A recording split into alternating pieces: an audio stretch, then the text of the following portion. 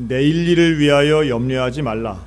내일 일은 내일이 염려할 것이요 한날의 괴로움은 그날로 족하니라. 오늘은 이 또한 지나가리라 라는 제목으로 함께 말씀 나눕니다. 이 마태복음 6장에는 같은 표현이 3번 나오는데요, 염려하지 말라는 말씀이 3번 나옵니다. 성경에서 제일 많이 나오는 말씀은 두려워하지 말라입니다. 사랑하라보다 더 많이 나오고요, 또 성경은 일관되게 우리에게 염려나 걱정하지 말라고 말씀합니다. 모두가 잘 아실 겁니다. 걱정한다고 문제가 해결되지 않는다는 건 우리가 다 알고 있습니다. 또 걱정을 하고 싶어서 하거나 나는 염려를 해야 되겠다 해서 하는 분은 아무도 없습니다. 걱정거리가 사라지지 않으니까, 해결되지 않으니까, 또 나와 직접적으로 연결되어 있으니까, 신경 쓰이니까 염려가 되는 것뿐이지, 걱정하는 걸 좋아할 만한 사람은 아무도 없다는 거죠. 떨어버리고 싶지만 걱정과 염려가 항상 내게 붙어 있는 것 같고, 또 실제적으로 문제가 크게 보이고 있으니 이거 어떻게 방관할 수 있느냐라는 반론도 있을 수 있습니다. 개인적인 문제도 있고요, 건강, 경제적인 문제, 좀 더 나가서는 북한 문제, 일본과의 문제, 이런 것도 우리의 신경을 거슬리게 하고 염려거리가 되는 거죠. 또 자녀의 문제, 인간관계의 문제, 또 미래의 문제, 청년들 같은 경우 취업이나 결혼 생각할수록 사실 걱정 안 할 수 없는 게 우리의 현실이기도 합니다. 그런데 오늘 본문을 잘 읽어보면 이미 많은 설교자들에 의해서 여러 차례 설교가 된 본문이기도 합니다. 그러나 다시 한번 읽어보면 읽어볼수록 주님이 우리에게 주시는 그 의미가 정말 명확할 뿐만 아니라 우리에게 큰 깨달음을 줍니다. 내일 일을 위해 염려하지 말라 그러면서 뭐라고 말씀하시느냐 하면 따라 하실까요? 내일 일은 내일이 염려할 것이요. 여러분, 이 말씀은 내일 일은 내일 염려하라가 아닙니다. 내일 일은 누가 염려한대요? 내일이 염려한답니다. 내 문제인데 내가 내일이 돼서 염려하는 게 아니고, 바로 문자 그대로 보면 날짜가 염려하는 것처럼 묘사하고 있습니다. 내일은 내일이 염려한대요, 나는 아니고. 자, 이 말씀을 우리가 어떻게 받아들여야 될까요? 우리에게 있어서 이 내일이라고 하는 의미를 잘 새겨봐야 됩니다. 내일, tomorrow. 내일은 8월 12일인데 따라할까요? 내일은 아직 나의 것이 아닙니다. 내일이 나의 것이 아니에요. 우리에는 누구도 내일이 내 것이라고 장담할 사람이 아무도 없고요. 그래서 내일 염려거리는 역시 나의 것이 아니라고 하는 겁니다. 논리적으로는 이해가 되지만 그래도 그렇지, 사람이 그럼 계획 없이 살란 말씀입니까? 라고도 반론할 수 있겠죠. 하나님 우리에게 1차적으로 염려하지 말 것을 명령하시는데요, 그 이유가 있습니다. 하나님이 우리를 사랑하시기 때문이에요. 하나님은 하나님의 자녀가 염려와 걱정으로 살아가기를 원치 않으십니다. 하나님 사랑하시니까. 그러면서 우리의 염려거리를 3가지로 요약해서 말씀하시는데, 무엇을 먹을까? 무엇을 마실까? 무엇을 입을까? 염려하지 말아라, 이렇게 말씀하세요. 좀 근본적인 것 같죠? 먹고 마시고 입는 것. 그런데 이것은 사실 우리가 걱정하고 염려하는 것들의 거의 총체적인 것이라 해도 과언이 아닙니다. 자, 먹고 마시는 것. 먹고 마시려면 물론 돈이 있어야 되겠죠? 재산도 소유가 있어야 될 겁니다. 그러나 또 하나 조건이 있습니다. 여러분, 건강해야 먹을 수 있습니다. 아무나 먹는 게 아니에요. 심각한 질병에 걸리면 못 먹어서 죽는 겁니다. 먹고 싶어도 들어가질 않는 거예요. 저는 입맛이 없어 본 적이 없어요, 이런 분들 있잖아요. 특별한 은혜 받으신 분들입니다. 도대체가 나는 감기 몸살이 걸려도 고기가 먹고 싶다는 분들 있잖아요. 그런 분들은 얼마나 특별한 은혜인지 몰라요. 여러분, 어떤 분들은 툭 하면 먹기 싫어요. 넘어가질 않아요. 여러분, 안병동 환자에 가보세요. 그 환자들이 물 한 모금을 못 넘깁니다. 아무나 먹는 게 아니고요, 아무나 마실 수 있는 게 아닙니다. 입는 것도 마찬가지예요. 만약에 여러분 하루 종일 아무도 만날 사람 없고 나갈 데 없고 약속이 없는데 뭐 입을까 걱정하는 분 계십니까? 대개 우리가 옷장문을 열고 입을 옷이 하나도 없다고 얘기하는 건 언제예요? 외출 직전에 하는 이야기예요. 옷은 무엇을 입을까 걱정하는 것은 인간 관계가 있기 때문에 걱정하는 겁니다. 누구에게가 보여야 되니까요. 먹고 마시는 것도 마찬가지예요. 그냥 나 혼자 먹는 거 아니라 남과 함께 먹고 우리 식구가 먹고 이러니까 뭘 먹을까 걱정하고 염려하지요. 돈의 걱정, 건강의 걱정, 관계의 걱정이 사실은 이 세 가지 요건에 다 들어가 있는 겁니다. 우리 주님 그런데 말씀합니다. 이런 거 가지고 염려하지 말라는 거예요. 그런 거에 걱정하지 말라는 거예요. 그런 건 다른 사람들도 다 걱정하는데 내 자녀, 하나님의 자녀는 그런 거 가지고 걱정하는 게 아니라고 말씀하세요. 그럼 어떻게 하나요? 여기서 하나님이 우리에게 약속해 주시는 중요한 게 있는데요. 하나님께서 책임져 주신다라고 하는 겁니다. 여러분 걱정과 염려를 하나님께 맡겨드리는 우리 하나님을 신뢰하는 주의 자녀들 되시기를 주님의 이름으로 축원합니다.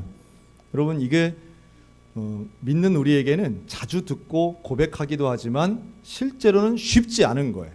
여러분 하나님께 전적으로 맡겨 보셨습니까? 내 문제를 100% 한번 맡겨 보신 적이 있으십니까?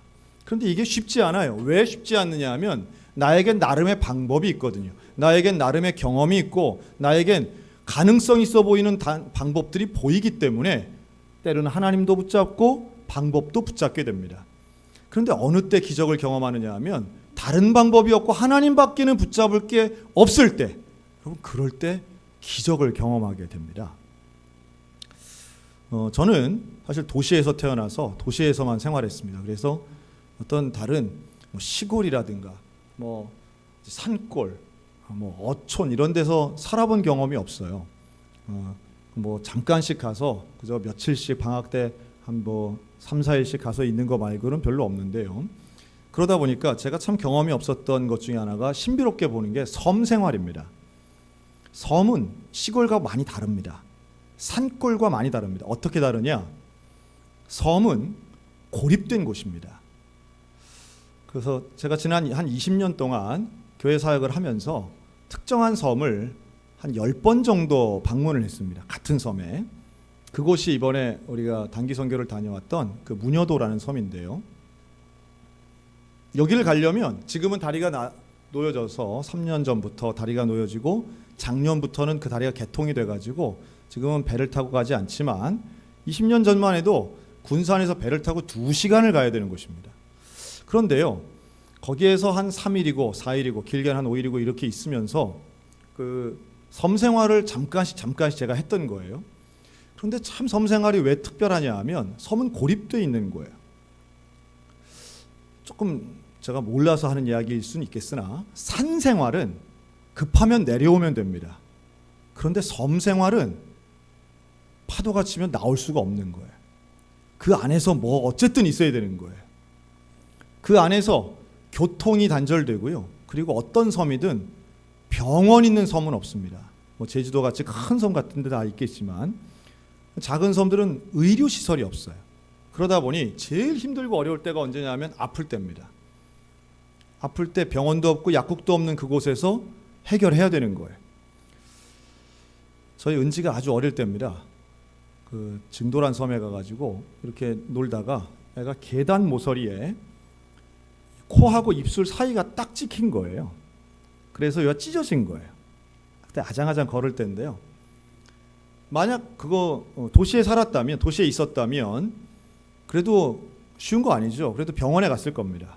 그런데 그 순간 애가 찢어져서 피가 나는 그 순간에 처음 드는 생각은 여기 괜히 왔다. 여기 괜히 왔다. 두 번째 드는 생각은 야, 이거 큰일 났는데 이거 이게 지금 빨리 손을 쓰지 않으면 앞으로의 인생이 그 순식간인데, 짧은 순간이지만 앞으로 10년, 20년 후에 얘가 나를 얼마나 원망할까 이런 생각까지 드는 거죠. 그리고 잘 보니까 이게 이제 꼬매야 될 거는 분명한데 배를 탈 수도 없는 거. 그래서 이게 어떻게 할까? 내가 꼬매면 프랑켄슈타인이 될 것 같기도 하고 이거 어떻게 하면 좋나? 방법이 없는 거죠. 제 아내하고 저하고 그 순간부터 그 부위를 손으로 딱 붙잡고 기도합니다. 뭐라고 기도했을까요? 붓게 해주세요. 붓게 해주세요.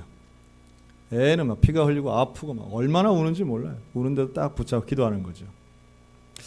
그런데 그때의 그 기도는 뭐 다른 방법이 없고 이게 심각하다 보니 하나님 앞에 전적으로 매달리는 기도, 아주 짧은 순간이지만 하루 종일 붙잡고 있었던 것 같아요. 몇 시간 붙잡았겠죠. 근데 그 기간이 하루 종일이었던 것 같아요. 여러분, 붙었을까요? 안 붙었을까요? 지금 보면 아시잖아요. 그 흔적도 없습니다. 물론 뭐 아주 소소한 일상이지만 방법이 없으면 하나님만 바라보게 된다는 말씀을 드리는 겁니다. 여러분, 우리의 문제가 분명히 있습니다. 그런데 그 문제를 보면서 이 문제를 어떻게 해결할까, 이 고민을 어떻게 해결할까라고 할 때 내 방법도 사용하고 하나님도 붙이면 두 개니까 더 잘 될 것 같지만, 그러나 하나님께 온전히 맡겨드리는 이 일은 상당히 중요합니다. 하나님께 전적으로 맡겨드리는, 우리의 전심을 원하시는 하나님 앞에 온전히 맡겨드리는 그 순간, 그런데 그게 쉽지 않거든요. 왜냐하면 우리에게 방법이 있기 때문인데, 그래서 하나님은 내 힘과 능력으로는 안 되는 고난을 주실 때가 있는 거예요. 이 방법 안 되고 저 경험 안 되고 이거 안 되고 저 사람도 안 되니 나는 정말 무능하구나, 정말 무력하구나, 내 능력 바뀌구나라고 하는 것을 결국 인정하는 그 순간이 고난의 유익이라고 말할 수 있습니다. 여러분, 그 순간을 외면하거나 그 순간에 낙심하는 게 아니라 그 순간에 전적으로 하나님을 바라보는 은혜가 있으시기를 주님의 이름으로 축원합니다. 지혜로운 사람은 그 순간을 빨리 붙잡는 거예요. 문제가 커 보일수록 하나님 빨리 붙잡아야 되는 거예요. 그리고 하나님 붙잡는 것이 하나님께 맡겨드리는 겁니다. 그리고 고난에 대한 또 하나의 아주 중요한 게 있습니다. 오늘 말씀이 이렇게 얘기해요. 한날의 괴로움은 뭐라고요? 그날로 족하니라. 한날의 괴로움은 그날로 족하니라. 그럼 따라 하실까요? 이 또한 지나가리라. 여러분, 이 말은 성경 어디에 나와요? 성경에 없습니다. 어떤 분들은 하도 유명한 말이에요. 성경에 있는 줄로 아시더라고요. 성경에 없어요. 이 말은 뭐 워낙 경구 같은 말이기 때문에 뭐 어떤 분들은 뭐 유대인의 지혜에서 미드라시에 있다, 뭐 솔로몬이 뭐 반지에 새겨서 다윗에 줬다, 뭐 라틴어 경구다 이러지만 사실은 누가 맨 먼저 썼느냐 그게 중요하지 않습니다. 참 멋있는 말인 것 같아요. 이 또한 지나가는 겁니다. 그런데 그냥 지나가기만 우리가 기다리는 게 아니죠. 우리가 왜 하나님 앞에 문제 드리고 염려를 하지 않느냐 하면 여기는 아주 중요한 깨달음이 있습니다. 그럼 따라할까요? 문제보다 하나님이 더 크십니다. 또 한 번요. 어떤 고난도 끝이 있습니다. 할렐루야. 어떤 문제, 어떤 고난도 결국 끝이 있다는 것을 우리는 깨달아야 됩니다. 끝이 있어요. 어떤 문제도 하나님보다 크진 않아요. 하나님의 능력이 더 큰 거예요. 다시 말해, 하나님은 영원하지만 우리가 지금 고민하고 있는 문제는 영원한 건 아니라는 거예요. 하지만 지금 이 순간 너무 힘든 거죠. 너무 버티기 어렵고 괴로운 것만큼은 사실입니다. 그래서 주님께 맡겨드리고 주님의 도우심을 구해야 되고 하나님의 능력을 힘입어야 되는 거죠. 그럼 우리는 뭐 해야 돼요? 우리는 뭘 해야 되는가? 바로 윗구절 한번 같이 읽겠습니다. 33절입니다. 같이 읽습니다. 시작. 그런즉 너희는 먼저 그의 나라와 그의 의를 구하라. 아멘. 하나님 말씀하시는 것은 모든 걱정과 염려하지 말고 내게 맡기고 너는 하나님의 나라와 그의 의를 구하라고 말씀해요.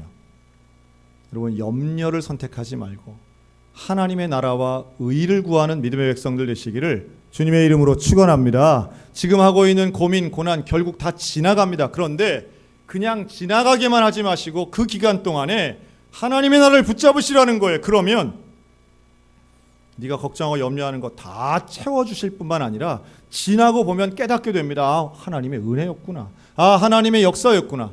하나님이 이루셨구나라는 것을 깨닫게 되더라는 거예요. 이번 한 주간은 우리 교회가 단기 선교를 했던 주간입니다. 주일 저녁부터 수요일까지는 평창군에 있는 검은교회 2년째 갔고요. 목요일부터 어제까지는 고군산 중앙교회를 다녀왔습니다. 가서 뭐 하고 어떤 일을 했는가는 여러분 밴드를 보시면 아주 이렇게까지 잘 찍었나 꼼꼼하게 했나 싶을 정도로 다 있습니다. 그 일은 그냥 보시고 또 다음 주 뭐 신문 보시고 하면 아실 겁니다. 제가 오늘 말씀드리고 싶은 건 저도 같이 가서 3일 동안 있었는데요. 그 3일간 있었던 그 고군산 중앙교회 이야기를 좀 드리려고 그래요. 여러분 이 교회가 제가 한 10번 갔기 때문에 20년 동안 한 10번 가니까 그 교회에 이렇게 건물, 본당이죠. 그 본당 건물이 상당히 익숙합니다. 친숙하고요. 그런데 그 건물이 지어진 지가 40년이 됐어요. 이번 3일 동안 제가 그 생각이 좀 들더라고요. 야, 이거 40년 전에 어떻게 지었을까? 이 건물을 40년 전에 어떻게 지었을까? 도로가 없고 차가 못 다니는 이 섬인데 큰 교회는 아니지만, 물론 큰 건물은 아니지만, 야, 이게 벽돌이 들어가도 수천 장이 들어갔을 거고 이게 세멘트가 들어가도 몇십 포가 들어갔을 때 이걸 어떻게 지었지?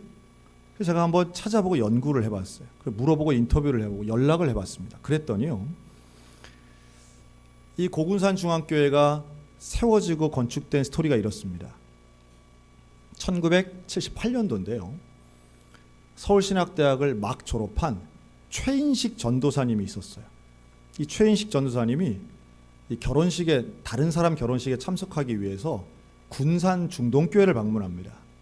근데 거기 갔더니 그 군산 중동교회 당시의 담임 목사님인 돌아가신 고 김용훈 목사님이 이 졸업한 전도사가 왔다니까 결혼식 날 그 사람을 신랑 신부도 아닌데 세워놓고서는 섬 선교에 대한 열정을 말씀하신 거예요.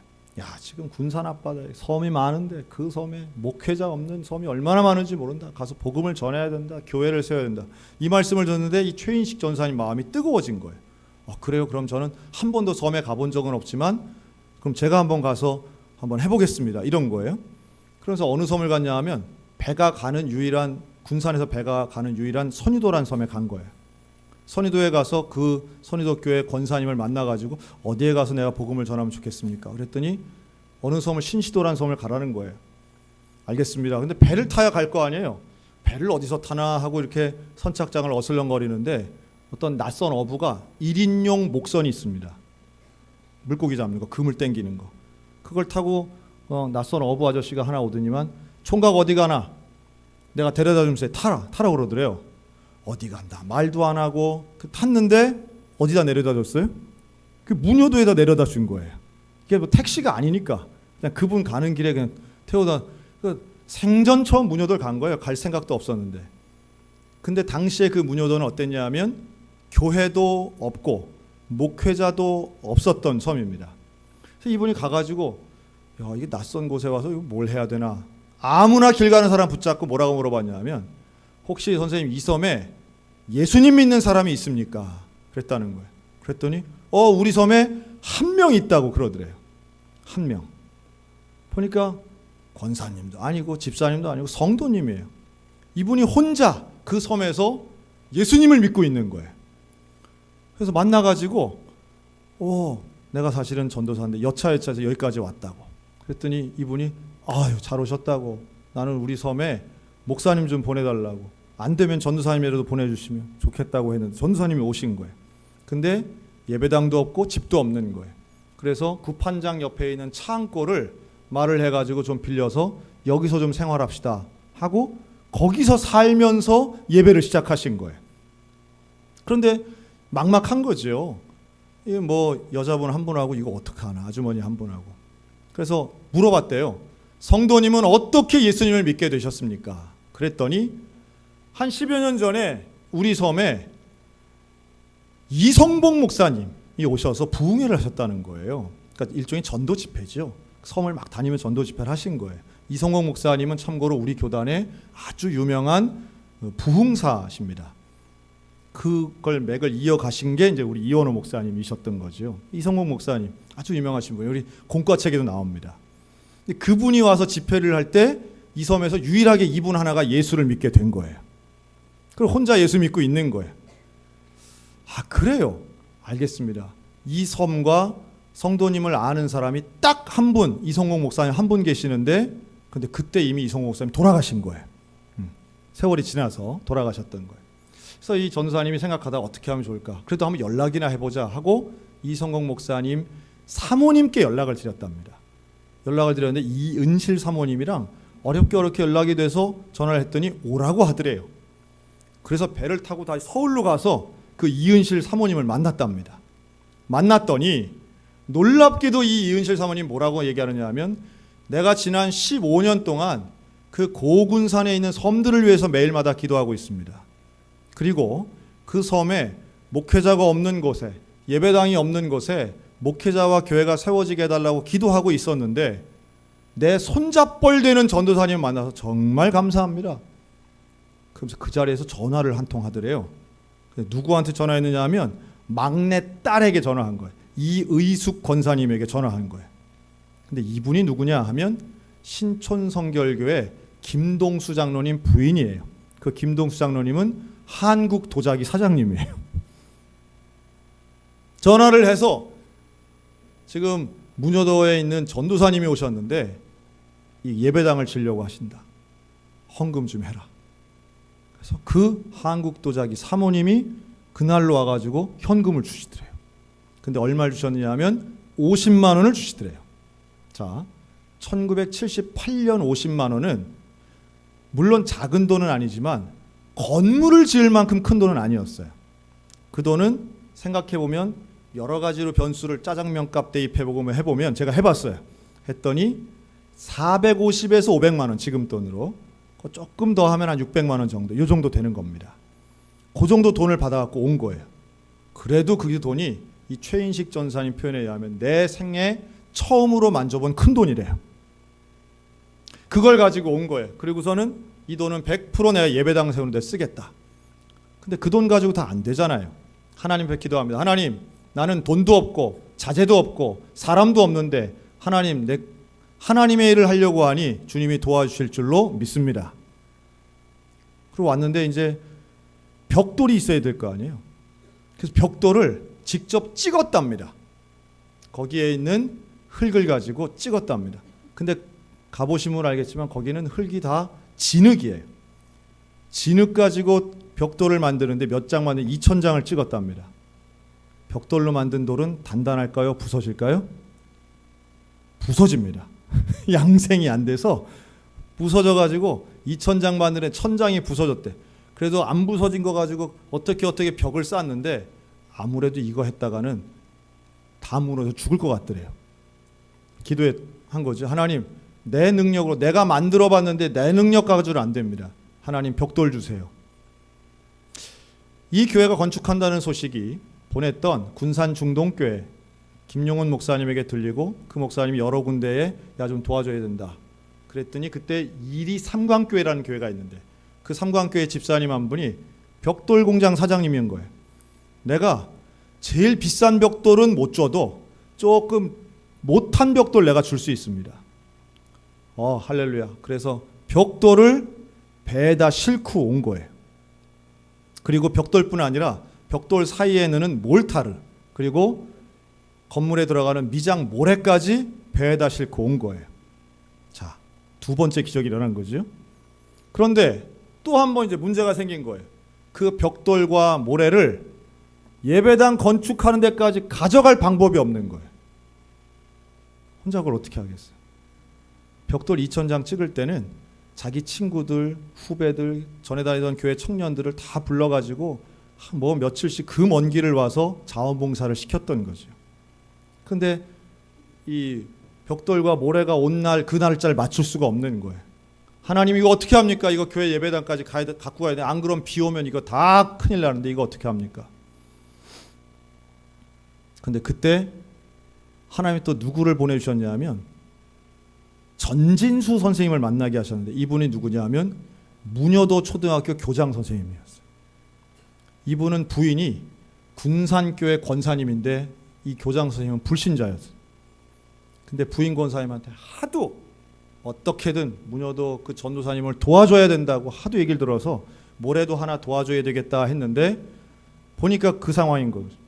그래서 이 교장 선생님이 걱정 말라고, 그리고선 수업 중지, 문여도 초등학교 전교생을 다 나오게, 이게 79년인가 가능했습니다. 지금 그랬다가는 난리 나겠죠.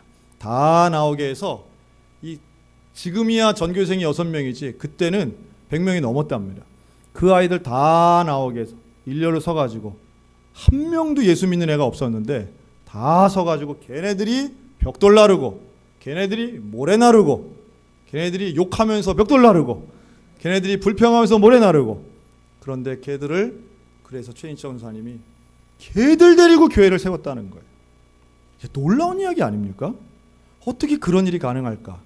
그리고 그 아이들이 그 세워진 예배당에 와서 예배를 드리고 찬송을 배우고 이 최인식 전사님이 상당히 똑똑한 분이거든요.